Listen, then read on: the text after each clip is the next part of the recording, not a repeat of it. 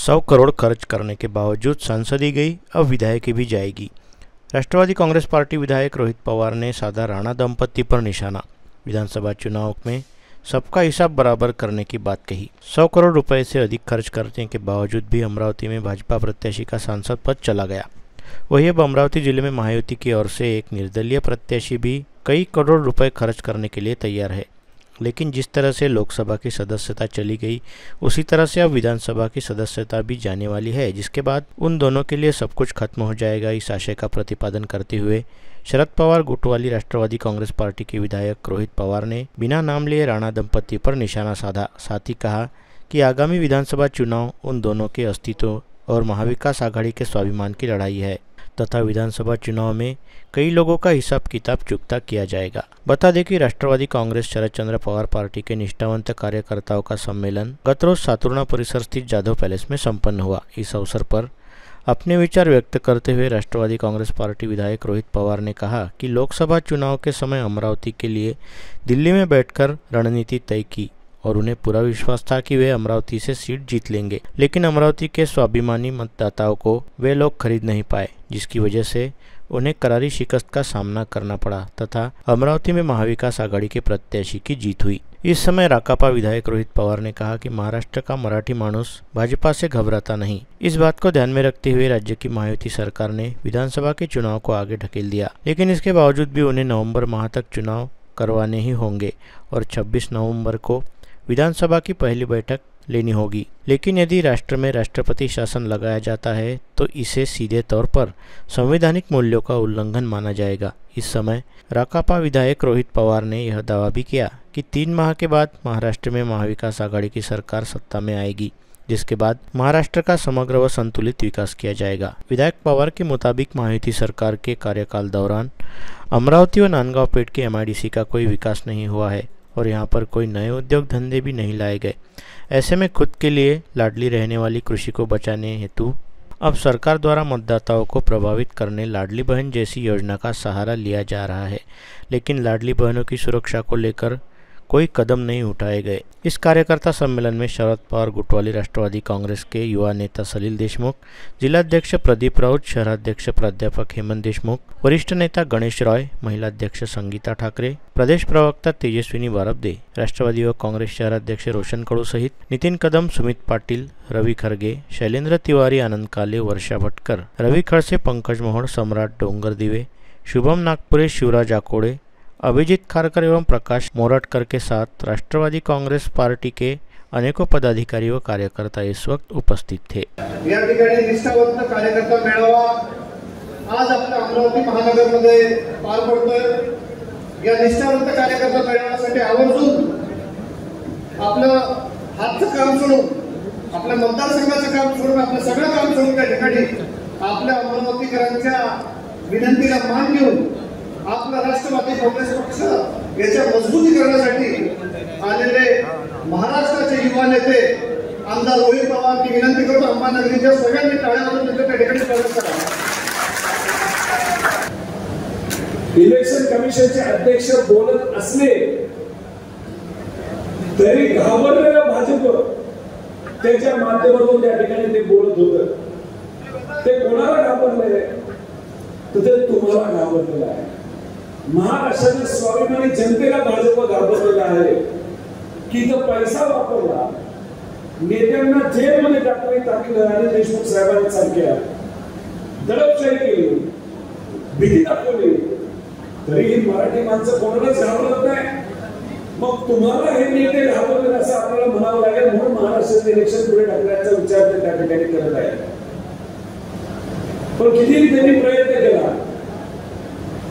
तर त्यांना 16 नोव्हेंबरच्या पुढे घेऊन जाता येणार नाही। तर काही झालं तरी 26 नोव्हेंबर पर्यंत त्यांना इलेक्शनही घ्यायचे, शपथविधी सुद्धा संपवायचा आहे आणि मग पहिली बैठक सुद्धा त्यांना 26 नोव्हेंबरच्या आधी घ्यायची। पण त्यांनी राष्ट्रपती राजवट या महाराष्ट्रामध्ये लावली तर म्हणावं लागेल त्यांना संविधानाचं काहीच पडलं नाही आणि अजूनपर्यंत त्यांच्या मनातून भीती काही गेलेली नाही।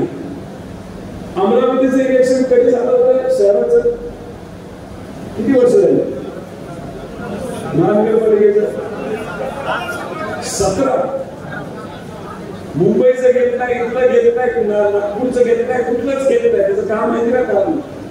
भाजपला त्या दिवसापासून आतापर्यंत आत्मविश्वासच नाही की ते निवडून येतील.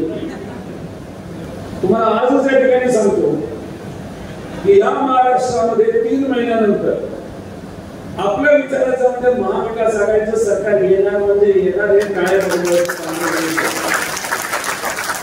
पवार साहेबांनी काय सांगितलं होतं? 35 खासदार कमीत कमी आपले निवडून हो काय?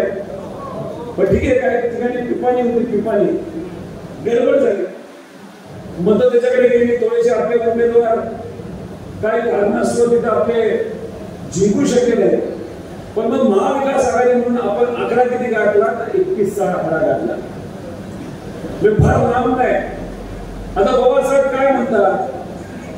या आमदारकीला या विधानसभेमध्ये महाविकास आघाडीला कमीत कमी 200 जागा येणार म्हणजे येणार. अमरावतीमध्ये येण्यापूर्वी मी काही पत्रकारांशी बोलत होतो, तरी मला सांगितलं वातावरण लय भारी महाविकास आघाडीचं चांगले, पण महायुतीचे नेते काय म्हणतात, आमदार काय म्हणतात? त्याच्यामध्ये एक अपक्ष आमदार आहे, ते म्हणले त्यांचं मत आहे 100 कोटी लागू, 200 लागू, 300 लागू, किती लागू, मी खर्च करायला तयार आहे. मी विचारलं असं काय म्हणतात, तुम्हाला काय वाटतं? पत्रकारांनी सांगितलं खासदार तिथे गेलीच, आमदारकी गेल्यानंतर सगळंच संपेल. आणि मग उद्या जाऊन इथं जे काही दडपशाही करावी लागते, व्यवसाय जे त्यांचे असतील, तुम्हाला माहिती काय व्यवसाय त्यांचे आणि कुठे कुठे जमिनी आहेत माहिती आहे तुम्हाला? ते सगळं संपेल ना. मग त्यांच्याकडची लढाई कशासाठी आहे? अस्तित्वासाठी. अस्तित्व कोणाचं? त्यांचं, व्यवसायाचं, जो काही धंदे त्यांचे असतील ते. आणि आपली लढाई कशाची आहे? स्वाभिमानाची आणि विचाराची लढाई. बरोबर आहे नाही? मग स्वाभिमानाची लढाई मोठी असते नसते? आपल्यापेक्षा कितीतरी मोठा स्वाभिमान असतो, आपल्यापेक्षा कितीतरी मोठं महाराष्ट्र धर्म असतो, आपल्यापेक्षा कितीतरी मोठं देशप्रेम असतं, या भूमीवरचं प्रेम असतं, या परिसरामध्ये काहीतरी भाव हे तुम्हाला वाटतं का नाही वाटत? पण अमरावतीमध्ये गेल्या काही वर्षामध्ये काही बदल झालेला तुम्हाला दिसतो का? आहे तसं आहे. किती मोठ्या कंपन्या आल्या इथं? म्हणजे पूर्वी आपल्या काळामध्ये जे आपण MIDC आणली होती तेवढीच MIDC आहे का? इथं 2-3 आपण मोठ्या कंपन्या आल्या होत्या, त्याच्या पलीकडे अजून नवीन कुठलीच राहिली काय? बोल. रेमंड पण आपल्याच काळात आली होती पूर्वी. मग यांच्या काळात काय आहे? काय आले काय? मग तरी कसं मिळून द्यायचं यांना? मला तर कोणीतरी सांगितलं काही लोकांना पाट्या लावायच्या सवय असतात. पाट्या काम तर होत नाही, नुसतं पाट्या लावायच्या. आता ठीक आहे, आपला मतदारसंघ तरी कळला पाहिजे ना, किती कुठून चालवतो, कुठे चालतो. मला असं कळलं की बच्चू कडू साहेबांच्या मतदारसंघातली एक फॅक्टरी, तिथं जाऊन इथले आमदार तिथं जाऊन पाट्या लावायला गेले काय? मग आता तुमच्याकडे एक चान्स आहे पाठी बदलायचा. म्हणजे आजीवरनं काय करायचं? आजीवरनं माझी आमदार पाठी तुमच्या हातात आहे का नाही? पण लढावं लागेल ना. पण लढायला तयार आहात का तुम्ही? काय नाही, तुमचा आवाज मला कमी असेल, हात वर करून सांगा लढायला तयार आहे का? आता ठीक आहे, सनी भाऊ तुम्ही सांगितलं 3 वरनं 4 वर घेऊन जावा. तुमचं पण साहेबांपर्यंत पोहोचवतो, जयंत पाटील साहेबांपर्यंत पोहोचवतो. वीडियो को लाइक करें, शेयर करें, मंडल न्यूज़ के यूट्यूब चैनल को सब्सक्राइब करें, फेसबुक और इंस्टाग्राम को फॉलो करें.